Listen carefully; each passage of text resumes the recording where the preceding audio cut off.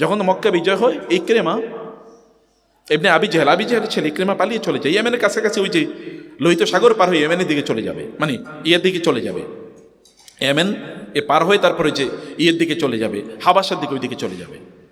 তো এর মধ্যে সেখানে তিনি তার স্ত্রী এর মধ্যে ইসলাম গ্রহণ করলেন।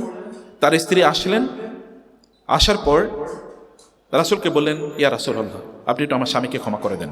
এর মধ্যে রাসূল সাল্লাল্লাহু আলাইহি ওয়াসাল্লাম মক্কায় প্রবেশ করার পর, কারণ মক্কায় তখন তাকে প্রতিরোধ করার মতো কেউ নাই, কিন্তু ইকরিমা প্রতিরোধ করেছে এবং সেখানে কয়েকজন মারাও গেছে।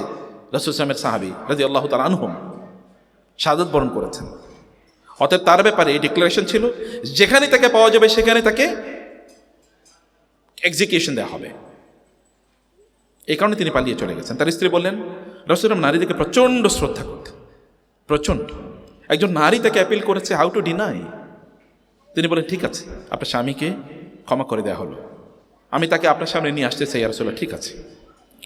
তিনি তার স্বামীকে আনার জন্য তিনি গেলেন, একজন কাজের লোক, ভৃত্য কৃতদাস স্বামীকে নিয়ে আসলেন। বলেন যে, আমি পৃথিবীর শ্রেষ্ঠতম ভালো মানুষের কাছ থেকে আপনার কাছে এসেছি। স্বামীকে গিয়ে বললেন, বলে কে? বলে মুহাম্মদ সাল্লাল্লাহু আলাইহি ওয়াসাল্লাম। মাত্র তার স্ত্রী ইসলাম গ্রহণ করছে, মাত্র। বলে আচ্ছা ঠিক আছে, তাকে নিয়ে আসা হলো। ইকরিমা আসলেন। আসার পরে রাসূলুল্লাহ সাল্লাল্লাহু আলাইহি ওয়াসাল্লাম এর সামনে তিনি এসে বললেন, বসলেন এবং বললেন, আপনি নাকি আমাকে ক্ষমা করে দিয়েছেন? বলে হ্যাঁ, ক্ষমা করে দিয়েছি। প্রশান্ত চেহারা। যার বাবা তাকে এত জুলুম করেছে, অত্যাচার করেছে, তার মা তার রাস্তায় কাঁটা বিছিয়ে দিত, ঘরের সামনে বিভিন্ন বন্ধ করে দিত, মানে ময়লা এর স্তূপ ফেলে দিত। তার বাবা তার মুখে, তার মাথায় নাড়ি বুড়ি চাপিয়ে দিত। তিনি প্রায় মারা যাচ্ছিলেন, এরকম নিঃশ্বাস বন্ধ হয়ে, শ্বাস বন্ধ হয়ে।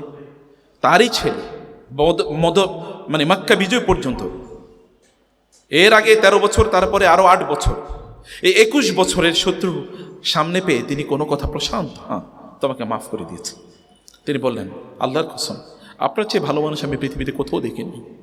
আপনি আমাকে বলেন কি করতে হবে। বলেন তুমি ইসলাম গ্রহণ করো। বলে আমি ইসলাম গ্রহণ করলাম। এরপরে আমি আপনাকে এবার বলি, আপনার হাতটা বাড়িয়ে দেন। তার হাতটা বাড়িয়ে দিল এবং হাতটা বাড়িয়ে ওই হাতের উপর হাত রেখে ইকরামা বললেন, ইয়া রাসূলুল্লাহ, এর আগে ইয়া মুহাম্মদ, আমি জানি না এখানে কয় মিনিট সময় গেছে, এখানে 5-7 মিনিট সময় যেতে পারে। ইয়া রাসূলুল্লাহ, আমি আপনাকে দুটো শপথ করছি। 1 নম্বর শপথ হলো, এতদিন ইসলামের বিরুদ্ধে আমি যতগুলো যুদ্ধ করেছি, এখন থেকে ইসলামের পক্ষে আমি তার দ্বিগুণ যুদ্ধ করব।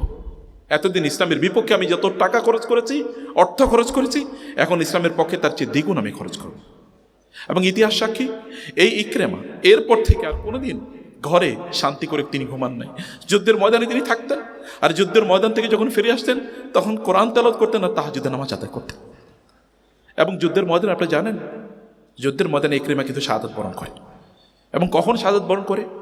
যখন কাদেসিয়ার যুদ্ধে, ওইদিকে খালিদ ইবনে ওয়ালিদ রাদিয়াল্লাহু তাআলা আনহু, তার বন্ধু, ক্লোজ ফ্রেন্ড, একেবারে খুবই কাছাকাছি, খালিদ রাদিয়াল্লাহু তাআলা ইসলাম গ্রহণ করেছে 7ম হিজরিতে, আর ইকরামা গ্রহণ করেন 8ম হিজরিতে।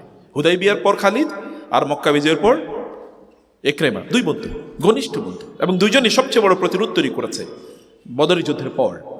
ওদের যুদ্ধে তো ডিজাস্টার ঘটিয়েছে কি খালিদ ইবনে ওয়ালিদ রাদিয়াল্লাহু তাআলা আনহু, আপনি জানেন।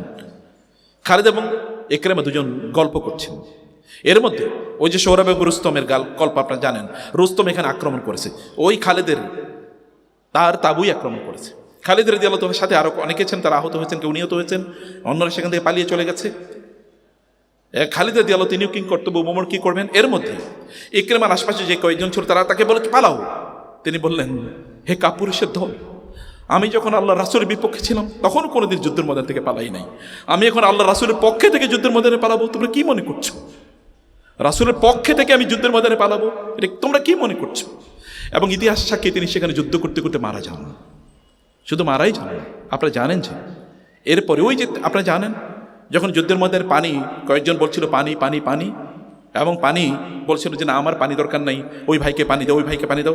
সেখানকার একজন কিন্তু ইকরামা রাদিয়াল্লাহু তাআলা, এই যুদ্ধের ময়দানে তিনি পানি নেন নাই, কারণ অন্য কোনো মুসলিম ভাইয়ের তার আওয়াজ শোনা যাচ্ছে, তিনিও বলছেন পানি, তিনিও আহত, আরেকজন বলছে পানি। এবং এই 3 জনই সেখানে, একজন ছিলেন আইয়াস রাদিয়াল্লাহু, 3 জনই কিন্তু সেখানে শাহাদাত বরণ করেন। এই পানি কেউ তারপরে নেন নাই, কারণ অন্য ভাইকে প্রায়োরিটি প্রদান করবেন। শত্রুরা যখন তার কাছে আসে তখন মিত্রে না, পরম বন্ধুত্বে পরিণত হয়।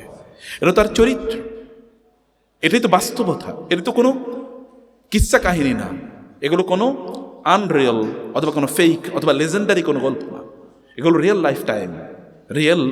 Time story, life story. সম্মানিত ভাইয়েরা আমার, বন্ধুরা আমার, আমি আপনাদেরকে আজকের এই রাতে যেই কথাগুলো আমি আপনাদেরকে বলতে চাই তা হলো, এখানে রাসূল সাল্লাল্লাহু জীবন তো মহাসমুদ্র, এটা কেবলমাত্র আমরা সামান্য কিছু নিতে পারি।